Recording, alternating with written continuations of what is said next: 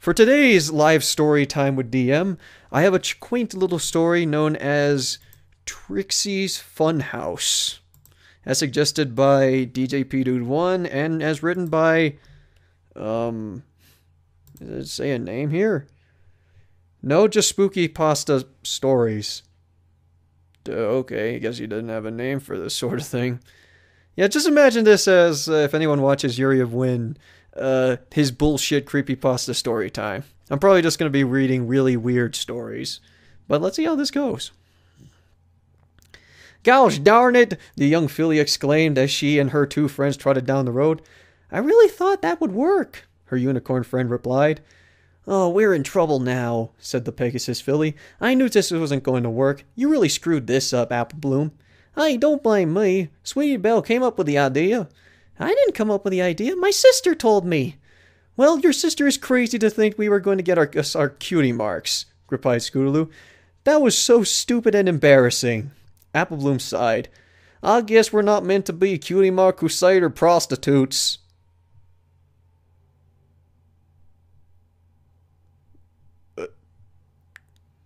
You heard that, right?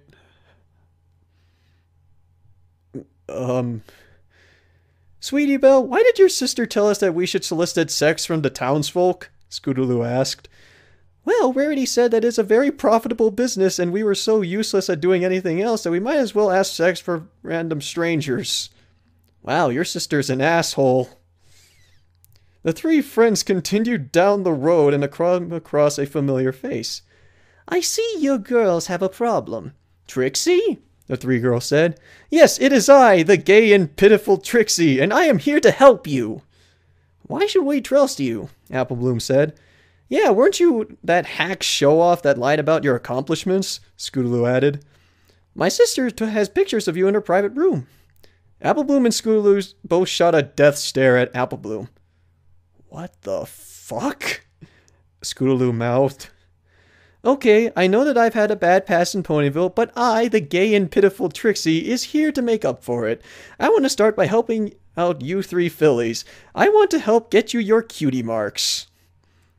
And you will do that how? Well, first you have to follow me to my house located in a dark, secluded area totally away from any living soul. Once there, we will get to work on those cutie marks. That sounds perfectly reasonable. Yeah, totally. Let's trust this random stranger that threatened Ponyville before and go into a random dark alley. Scootaloo said, You in for this too, Apple Bloom?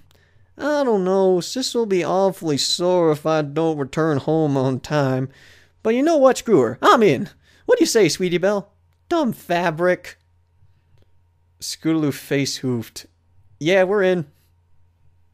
Was that meant to be a joke? Great, now follow Trixie to her wonderful and magical abode. The Crusaders followed Trixie to her totally not suspicious, not dangerous house located on the outskirts of Ponyville. We're here! The Crusaders gazed upon Trixie's home. It was a pretty big for a home that is as the size of a comparable to a warehouse. On the front of the house, above door, was a sign that had spray painted on it, Trixie's Funhouse. Yeah, because this is totally not suspicious at all. This is it? Scootaloo said unimpressed. Yes, now follow Trixie inside. Trixie opened the door and the Crusaders followed Trixie inside. That was a little redundant. Trixie locked the door behind them. I can't see a darn thing. It smells kind of funny in here. I like to eat paste. Whoops, forgot to turn on the light. Trixie flickered the light switch on. Okay, now, who wants to get their cutie mark first? I do, Apple Bloom yelled. No, me, Scootaloo yelled. Sweetie Belle was slamming her head against the wall. Okay, I think this writer has something against Sweetie Belle. It's probably a good, accurate hypothesis. Okay, you can all go at once. Follow me to my special cutie mark acquirement room. The Trixie ushered the three fillies into the small room. So now what do we do? Take these, put them on. Trixie gave the fillies each a latex suit. Okay, Scootaloo said and put the suit on. It's really tight, Apple Bloom said. Why are there holes for our flanks and unmentionable parts? Oh, you'll see soon enough. Now I want each of you to stand by that wall over there with the chains. The three fillies quickly trotted over to the wall. Now raise your hooves up. The fillies raised their hooves up. And perfect. Trixie raised the chains up and wrapped them around the Crusaders. Now, Trixie is going to have some fun with you little fuckers. Trixie took out a whip and lashed each Crusader across the face. Ow! What the fuck was that for? Scootaloo cried. Trixie lashed them again. Apple Bloom started to cry. You hurt me, I'ma tell my big sister on you. Me and Rarity play this game all the time, but... what the fuck do you do with Sweetie Belle? Trixie lashed them again, ignoring their cries for help. Okay, now that we're all warmed up, it's time to get fucking dirty. Trixie went over to the wall and unchained Apple Bloom and put her in handcuffs. She threw her on a nearby table and laid her out. Time for Trixie to have some fun. Trixie started to insert her tongue in Apple Bloom's mouth. She squished it around her mouth. Trixie enjoyed every second of it. Apple Bloom continued to cry as Trixie inserted her hoof into Apple Bloom's clit. She felt around her young, tender vagina, penetrating her vaginal wall. Scootaloo and Sweetie Belle continued to watch as Trixie and Apple Bloom's sweaty bodies touched and rubbed against each other. I want to go home. So do I. We haven't even started yet, dear. Trixie continued to finger Apple Bloom. I haven't even used any of my fun toys yet. Trixie reached under the table and pulled out a 13-inch long dildo. This should do the trick. She flipped Apple Bloom over and inserted the dildo deeply into her anus. Apple Bloom cringed and shook as the dildo penetrated her anus. The dildo was so far in, her anus started to bleed. Trixie licked up the blood and enjoying the taste of it. She started to suck the blood straight out of Apple Bloom's ass. This tastes so good. Trixie started to orgasm. She then flipped Apple Bloom back over and gave Apple Bloom oral sex. Trixie got into a 69 position and put her clit in Apple Bloom's face. Suddenly she ejaculated hard. The milky fluid got all over Apple Bloom's face and some got into her mouth. Once Trixie finished ejaculating, she reached under her table and pulled out a chainsaw. Apple Bloom's heart started pounding rapidly as she screamed for help. At this point, Scootaloo was crying and Sweetie Belle was slamming her head against the wall. Apple Bloom, no! Scootaloo cried. You're my only useful friend! Trixie revved up the chainsaw and slowly lowered it into Apple Bloom's leg. The chainsaw tore through her flesh, blood went everywhere. Apple Bloom let out one final scream before fainting. Her leg had completely fallen off. This will do, Trixie said excitedly. She took the young filly's leg and inserted it into her vagina. She jammed it back and forth in her clit and soon had another orgasm. Trixie revved up her chainsaw again and tore through Apple Bloom's neck, effectively decapitating her. She picked up her bloody head from the ground and put it on the table. Scootaloo puked from the horrible sight. Okay, who's next? Oh, fuck no! Scootaloo screamed and cried. Any pony, some pony, save us! When I grow up, I want to be like my sister Rarity! Sweetie Belle, she just fucking raped and decapitated our best friend and now she's going to kill us! Trixie unchained Scootaloo and put her on the table and held her down. Break a leg! Sweetie Belle, you are the biggest fucktard imaginable! Scootaloo was cut off by Trixie's hooves pounding her in the face. Trixie knocked most of the teeth from Scootaloo's mouth. She continued to brutally pound her in the face. Trixie then levitated Scootaloo's body a couple feet from the table. She picked up a knife and positioned it under Scootaloo's tender ass, and then dropped Scootaloo. The knife penetrated Scootaloo's anus. Blood and excrement began to flow out of her ass. Only now I'm getting more viewers from this. Oh... Okay, Trixie then levitated her body above the table and repeated dropping Scootaloo on the knife multiple times. Scootaloo cried and screamed for help. Trixie picked up some of the excrement from Scootaloo's anus and shoved it into Scootaloo's mouth. Trixie began to make out with Scootaloo, licking the inside of her shit-filled mouth. Scootaloo couldn't take the taste of excrement and puked into Trixie's mouth. Trixie joyfully swallowed the puke and excrement and then puked it herself. This puke got all over Scootaloo's face. Satisfied, Trixie picked up her chainsaw. She rubbed up the chainsaw and placed the blade right above her head. She pushed the chainsaw through Scootaloo's skull and forcefully tore through her whole body all the way to her flank. Trixie had thoroughly cut Scootaloo in half.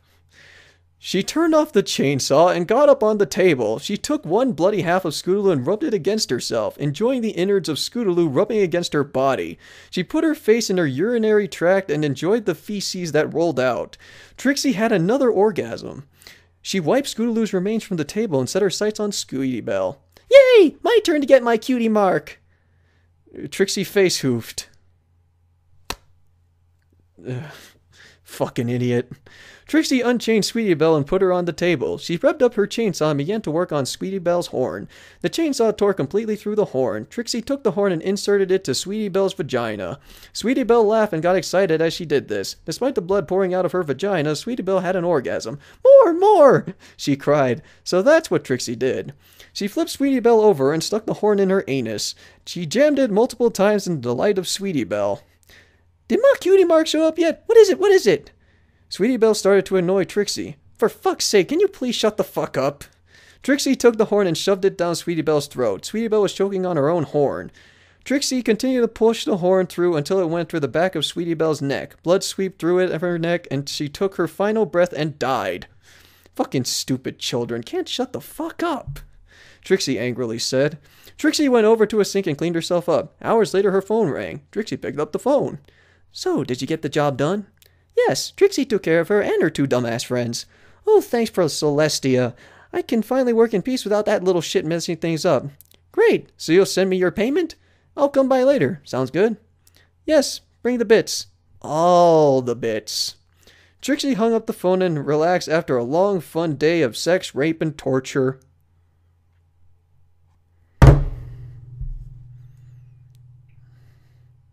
That was quite possibly the worst thing I've ever read. I don't even know what to say. Clearly the writer needs to work out some issues. Probably speak with a therapist about it. And, yeah. Okay. Okay, time for some insightful critique analysis, or if it's even worth it at this point. Okay, I think the writer has some issues to work out as far as, like, trying to deal with the Cutie Mark Crusaders, because I think the most similar thing to this that I've read before was Sweet Apple Massacre, with Big Mac raping and killing the Cutie Mark Crusaders underneath the barn, in some sort of shed under the barn. And this was about the same thing, only the way that they've written the Cutie Mark Crusaders is like they're total idiots. Like, Sweetie Belle has dropped her IQ to -20, and it's the characterization of it. Okay, yeah, I guess Sweetie Belle's a fucking moron, and Scootaloo is kinda the more sane one. Is this really a story to take seriously, like, at all? Because I think pretty sure that this writer meant it for it like this as a cruel, sick joke. And I think that's the best way of describing it, a cruel, sick joke. So, as far as the writing is concerned, there are many moments where he could not use pronouns for the life of him, because, or I assume him, for the life of them, I guess. Because there were many moments where they were like, Trixie did this, and Trixie did this, and shoved it up her anus, and anus this, and anus that. Look, the more you write the word anus, the more that it doesn't work for you. I know they probably wanted to be funny. It's, okay, sure, the word anus is funny, judging by the amount of times I said anus in this sentence. But you have pronouns. You have the word it. What's wrong with using the word it? Which, I don't even know. Let me look through this story again. It's like, I'm gonna guess, like, the one that made the call was Rarity. That's the only assumption I have. It's like, that with some weird intention, because I'm pretty sure that this was just supposed to be one kind of shock story or whatever, just meant to, like, shock the audience from this sort of thing. But, would this really technically shock me? it shocked me by how incredibly dumb it was. So, yeah, even as a, you can't take this shit seriously. You absolutely cannot, especially since the only things that you can technically read from this is just a couple of, like, references to lines in the show, like dumb fabric I saw, and, what else was there? Yeah, and the fact that the CMC are actually swearing here, that's, no, in fact, everyone was swearing here. Yeah, this writer has issues. Maybe this was, like, from Cupcakes fame? I can only predict that. Like, if anyone knows when Cupcakes and Sweet Apple Massacre came out, then that would certainly help. Okay, and, before I end this story time, I need to say one thing. DJP, why the hell did you make me want to read this? Why did you send this to me?